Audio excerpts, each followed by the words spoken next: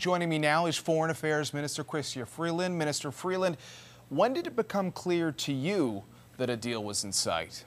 Well, John, it has been clear to me since we started these modernization negotiations that we would get a deal.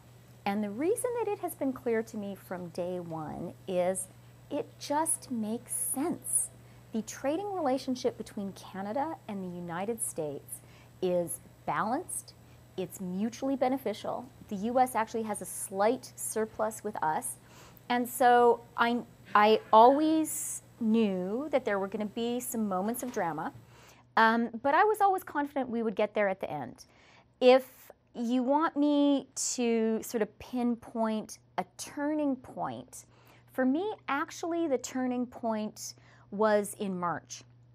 And that is when you'll remember that around between sort of December and March, we were having very intense negotiations around the rules of origin for the car sector, basically which cars and car parts count as belonging inside NAFTA.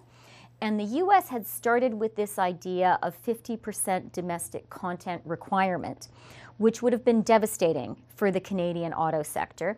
And so we had to be very clear that that would not be acceptable to us. In March, working together with Ambassador Lighthizer, with our great Canadian trade negotiators, we developed this different idea of instead having a labor value content requirement of a certain amount of high-wage labor had to go into the car and the car parts.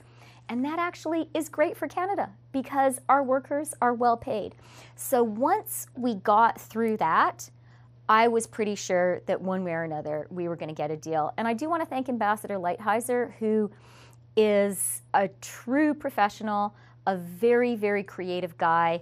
And without him and his contribution there and throughout, we wouldn't have a deal.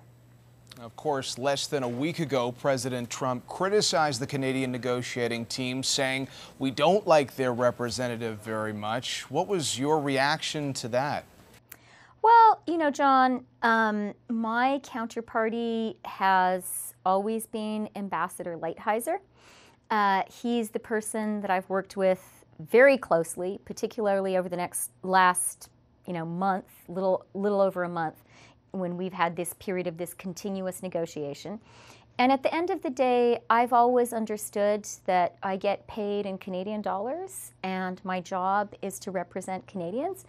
I always understood that my job was to, present arguments based on facts, to look for compromises. I think that's a real Canadian talent. You could almost call it a national characteristic.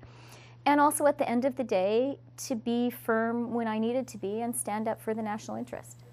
You spoke today about compensating those affected in the dairy sector. How much assistance could they receive? Well, John, we absolutely did speak about that, and that will happen. I want to be very clear that compensation for the dairy sector, for the supply managed sector, is fair and justified, and there will be full compensation. This deal was literally concluded last night, really very close to midnight. So we are now carefully analyzing the full implications. The good news is we have some time, right? The deal needs to be signed by leaders. It then needs to be ratified by 3 legislatures before it enters into force. And we're going to use that period in Canada to work very, very closely with our supply managed sector to be sure the compensation is right. But I do really want to be clear that the compensation that is fair and justified will be there. Minister Freeland, what about the ongoing steel and aluminum tariffs? When might that issue be resolved? So we have been clear from the outset that steel and aluminum tariffs in Section 232 were quite separate from the NAFTA negotiation. Steel and aluminum tariffs come under this national security consideration. 232 has been in place since the early 1960s. It's actually something that JFK put into place. And that's not actually part of the trade negotiation. That is a national security tool the U.S. has, and it's up to the U.S. to decide how to use it. Now, we feel that the imposition of 232 tariffs on steel and aluminum against Canada was unjustified, and that's why Canada has responded. We also think it's really, really abundantly clear that the best outcome for Canada and the United States would be for both countries to remove their tariffs.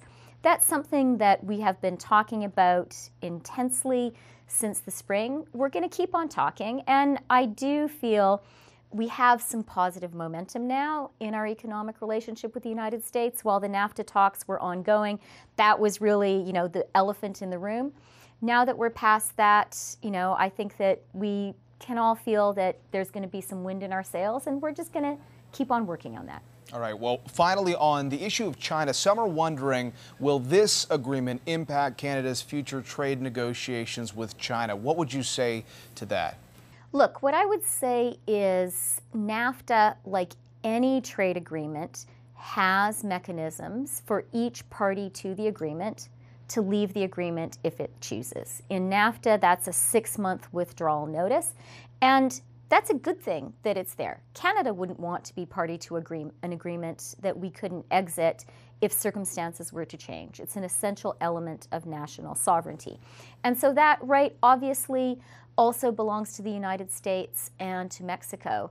With some of the non-market economy language, there's sort of a particular opportunity for all of us to inform our partners of such negotiations because, we are partners in the North American space, we're neighbors.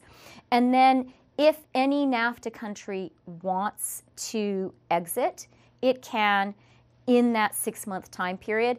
I think it's important for us to remember that right has always existed in NAFTA and it needs to exist. All right. Chrystia Freeland, thank you very much for your time tonight. Great to talk to you, John.